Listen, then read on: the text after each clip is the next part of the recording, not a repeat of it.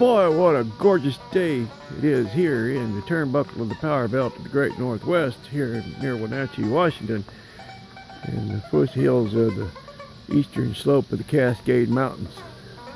And you can see snow on the mountains up there in the background. And that's the view from my yard, from my patio today. Got the fish pond all cleaned out. Water's nice and clear. Fish are all happy, got little smiles on their little faces. Waterfall's up and running. I am about to go out and plant my peppers. Picked up a couple of plants yesterday, so I've got to get the rest of my garden in.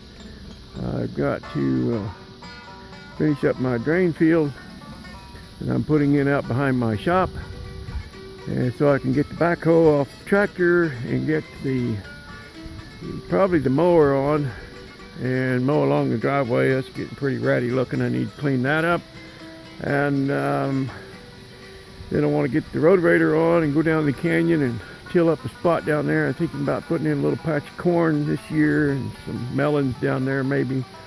Got one place down there that's got some pretty good dirt, and I got water down there, so I can do that. And to some of you guys that might sound like work, but you know, my tractor and my rotavator and backhoe and mower and post hole diggers and my old trucks and stuff around here, those are just all big toys to me. So I get up in the morning and I just go out and play with my big toys, and I'm just like a kid in a sandbox. And this is my big toy box right here. So been kind of took a little time this morning, have some coffee and check in on my YouTube neighbors. You know, Mr. Bruce, he's over there firing up that Yazoo mower, and he's getting springtime going there in Germany, and got himself a new pole saw, power saw, and that's pretty cool. And Heavy Chevy's weeds are coming up in his garden, and I haven't heard from Chevaholic lately, but I've seen a post on Instagram, so he's still kicking. And seen old R-Peak and Cutworm doing the happy dance, and you know, just all kinds of stuff going on in the YouTube community today, I guess. And I've got to post a little video because a YouTube subscriber sent me a sticker, and I always show the sticker when they send one, and then I put it on my lift. And I really want to get back to work on this, but you know, I just got some things I've got to do first, you know, around here, especially if I want to get those taters in the ground. But I am going to get back on this real soon, and sometime this week, I'm going to get to work on that clock. I'm going to build that other clock for the giveaway, which is going to come up real soon.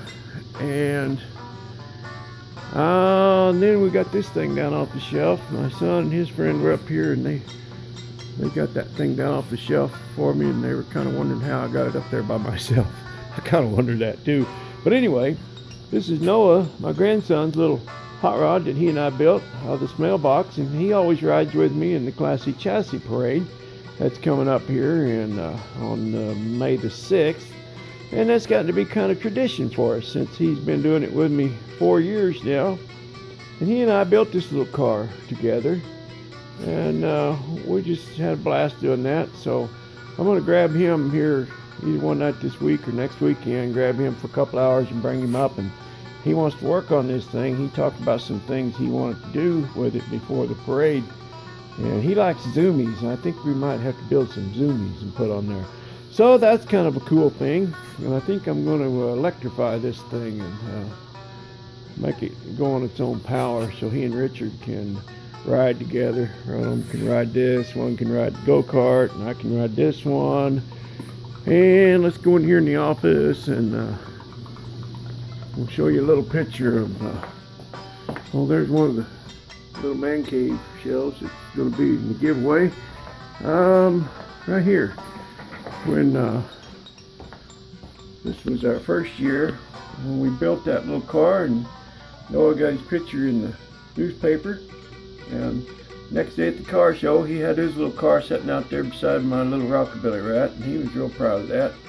So my little Rockabilly Rat took a trophy that year, and his mom had snapped a picture of the two of us, and I slipped that picture in the little sleeve on that first prize plaque for the best rat rod, is what the thing was for, and I took that over and gave that to Noah and told him we got first place, and boy, he was proud of that. He set that plaque out and took it to school and did show and tell, and you know, that's what we got to do, is get these young guys interested in this hot rod hobby and encourage them, or else we're not going to have anybody to carry it on. Because I go to car shows and man, there's a lot of 80-year-old men with their 57 Chevys all shined up, and these young guys can't afford that, don't want that. But it's my hopes and dreams and plans that some young guy will watch one of these videos and see what I'm doing with this thing and say, well, you know what, if that old man can do that, I can sure do that. You know, and it don't take $100,000. You can build your rat rod for $2,500. Not that that's the case with this one. I've put a little more than that into it. Probably not a whole lot more right now, but by the time I'm done, I'll have a little bit more in it. But you can build one for a couple of grand, you know, probably even less. Well, here a few days ago, I did a mail call video.